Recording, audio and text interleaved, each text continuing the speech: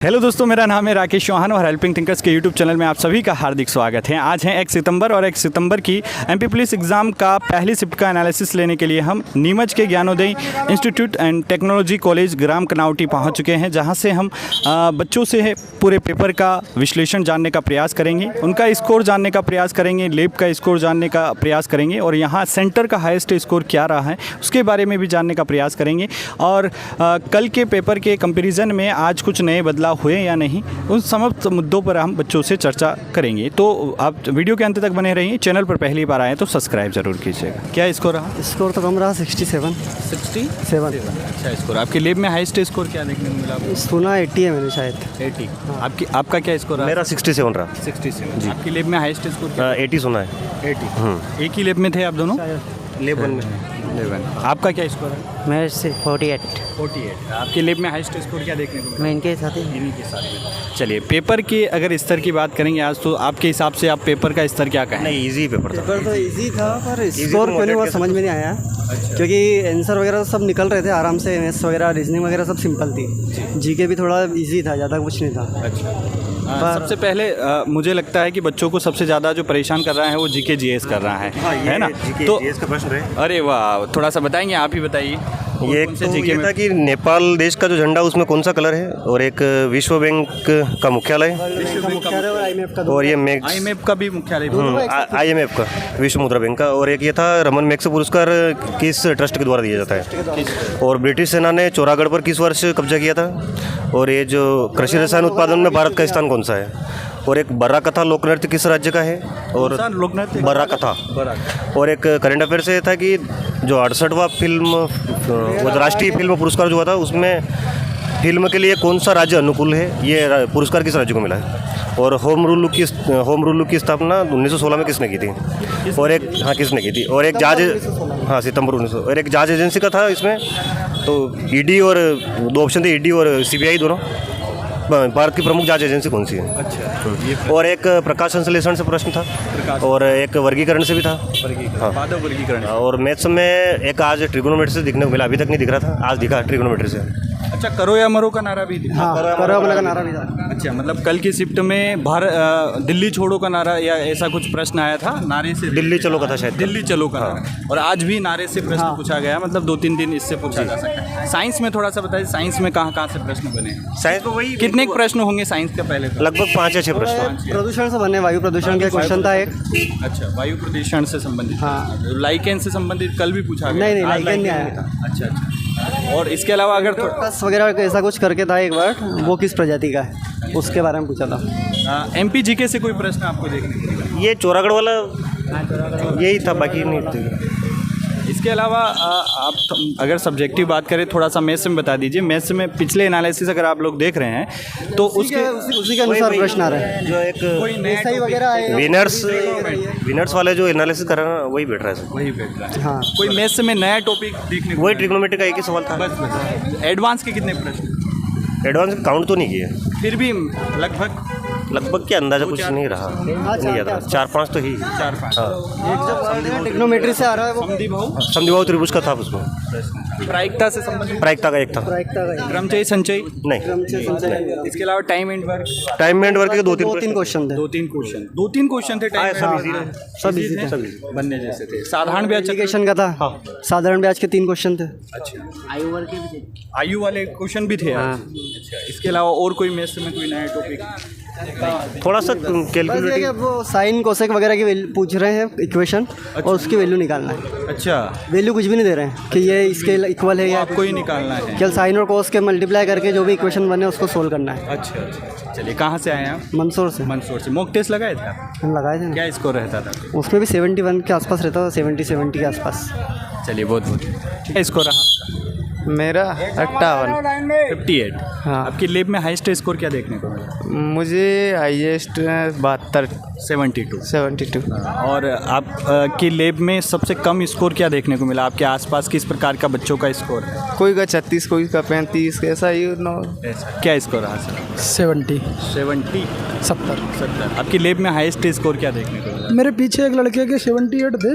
78। हाँ, पेपर का स्तर अपने हिसाब से आप क्या कहेंगे आज का? मेरे हिसाब से मेरे को तो सरल लगा, कुछ सिली मिस्टेक्स को हो गई, नहीं तो मेरे 75 नंबर आराम से आ जाते हैं।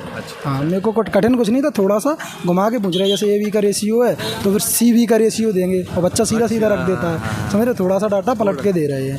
जैसे एक दूरी थी 12 किलोमीटर की और उसमें जो किराया लग रहा था उसके दूरी के वर्ग के 7 गुना लग रहा था, ठीक है। और फिर टुकड़ों में अगर जाओगे तो आप 6, 5, 3 टुकड़ों में जाओगे तो बाहर वाले क्वेश्चन आते ना जी, तो इबारत टाइप से क्वेश्चन बना रहा है ताकि बच्चा हाँ, थोड़ा सा उलझे, बस इतना सा है और कोई उसमें खास है नहीं है। आकृति वगैरह गिनने दे रहा है, वृत्त आयत की जनसंख्या से GS में कुछ पूछा, GS में को कम आती है। तो मेरे तो सारे तुक्के ही थे, GS में मैथ रीजनिंग में को 2011 की जनगणना से कोई प्रश्न थी? हाँ, 2011 का ये पूछा था जनगणना से कि हाईएस्ट सेकंड नंबर पे किस राज्य की जनसंख्या है, तो महाराष्ट्र है। दूसरे नंबर का पूछा था। हाँ, ऐसे करके पूछा था। और MPGS से कोई प्रश्न देखने को मिला? मेरे को तो नहीं समझ आया, मेरे हिसाब से नहीं था। साइंस के कोई प्रश्न? साइंस के प्रश्न थे, ये आर्थोपोडा जगत भगत का कुछ पूछा था, तो मेरे को कम ही आते थे, मैंने तुक्के मारे। मैथ रीजनिंग मेरे को आता है। तो थोड़ा सा मैथ्स और रीजनिंग के बारे में आप बता दीजिए। रीजनिंग में सबसे पहले मैथ्स की बात करते हैं। मैथ्स में कोई नए टॉपिक आज देखने को? कोई नए टॉपिक नहीं है, सिंपल। मैं एनालिसिस देखता हूँ, इतना कठिन, सिंपल इंटरेस्ट, बिल्कुल सिंपल से था। 6 साल का मिश्रण दिया है, आप निकाल लो, फिर इसी राशि का इतने वर्ष का ब्याज पूछ रहा है, तो कौन नहीं कर लेगा।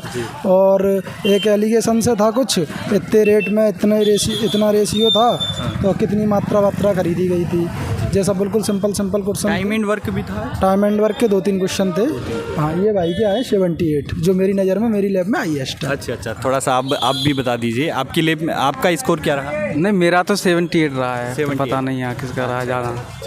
कोई बात नहीं, आपकी लैब में यही रहा होगा।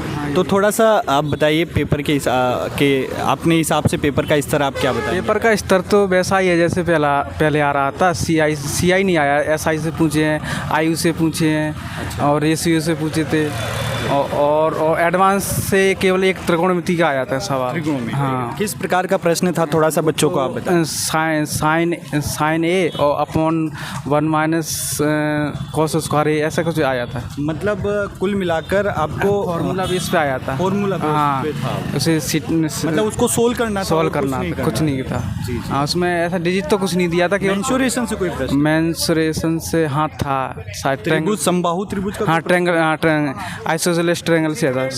हाँ, इसके अलावा और एडवांस में कहाँ से कोई प्रश्न बने? कितने प्रश्न होंगे? थोड़ा एडवांस वही 65 के समथिंग है। नहीं, एडवांस में एडवांस में थे 3-4 क्वेश्चन थे। हाँ, तो मैथ्स में और किन किन टॉपिकों से प्रश्न पूछे जा रहे हैं, थोड़ा सा?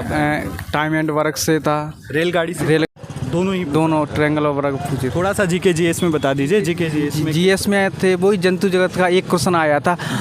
एक पूछ रहा था सैलामेंडर किस वर्ग से आता है, दूसरा पूछ रहा था कि शायद ऐसे ही था, कुछ 2 क्वेश्चन से उसमें थे। साइंस में कितने प्रश्न आपको देखने को? साइंस में 6-7 क्वेश्चन। 6-7 क्वेश्चन, बाकी सारा GS में जनसंख्या का पूछे थे, 2 क्वेश्चन पूछे। एक जनसंख्या नियंत्रण के बारे में, मतलब जनसंख्या के बारे में पूछता, एक था पॉलिटी से था, जनसंख्या संवर्ती सूची में आता जनसंख्या। अच्छा, जनसंख्या किस सूची का विषय है? 7वीं सूची में, वो संवर्ती सूची में आता है। हाँ, इसमें केंद्र का और राज्य का भी, वो केंद्र और स्टेट का दोनों का अधिकार रहता है। जी, 3 सूची आपको दी हुई है ना? इसके अलावा MPGK से कोई प्रश्न थे? MPGK से हाँ थे, 2-3 क्वेश्चन थे। अच्छा, क्या प्रश्न थे, थोड़े से तो याद नहीं आ रहे। इसके अलावा हिस्ट्री, ज्योग्राफी, पॉलिटी से कोई प्रश्न आपको याद? नहीं, कोई नहीं था। 1-8 क्वेश्चन थे लेकिन वो याद नहीं आ रहे। हाँ, कहाँ से आए? ग्वालियर से। मॉक टेस्ट लगा रहे थे आप? नहीं, कुछ मॉक टेस्ट नहीं लगाए। कितने समय से तैयारी कर रहे? वो तो हो गए 5-6 साल। हाँ, अभी मॉक टेस्ट नहीं लगा? नहीं, कुछ नहीं लगाया। ये वाली भर्ती में एक भी मॉक टेस्ट नहीं लगाया। तो दोस्तों, हमने 1 सितंबर की मध्य प्रदेश पुलिस आरक्षक परीक्षा की पहली शिफ्ट का एनालिसिस लिया है, जहां पर बच्चों से पेपर के बारे में पूरा जानने का प्रयास किया गया है। बच्चों का अगर यहां सेंटर के हाईएस्ट स्कोर की बात करें तो 80 नंबर हमें हाईएस्ट स्कोर देखने को मिला। इसके अलावा 78 भी देखने को मिला, 77 भी देखने को मिला।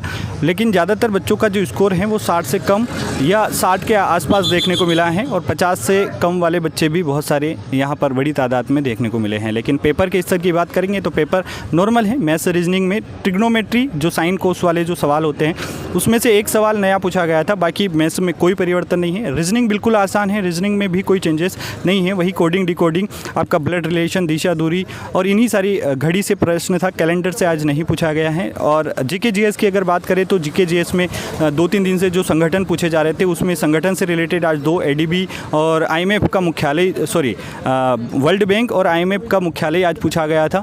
इसके अलावा जीके जीएस भी बिल्कुल आसान जो है वो जीके जीएस बन रहा है, ज़्यादा घबराने की आवश्यकता नहीं है और जीके जीएस पर ज़्यादा फोकस नहीं करें, बस एनालिसिस के माध्यम से जो टॉपिक पूछे जा रहे हैं उन्हीं पर थोड़ा सा ध्यान लगाएं। साइंस के 5-7 प्रश्न आज भी दिखे थे जिसमें पादप वर्गीकरण से प्रश्न आपको देखने को मिले हैं, तो इन्हीं चीज़ों को आप फोकस करके अपनी पढ़ाई को कंटिन्यू रखें, डिमोटिवेट नहीं हो। पेपर बिल्कुल आसान है और आसान है। ऑल द बेस्ट आप सभी को। अगर आने वाले दिनों में आपका पेपर है तो अपना प्यार सपोर्ट इस चैनल को और मुझे अपना दीजिएगा लगातार। चैनल पर पहली बार आए तो सब्सक्राइब कीजिएगा, वीडियो अच्छा लगा है तो लाइक कीजिएगा। धन्यवाद और एक प्यारा सा कमेंट ज़रूर कीजिएगा ताकि हमें मोटिवेशन जो है वो मिल सके। बहुत बहुत धन्यवाद। जय हिंद, जय भारत।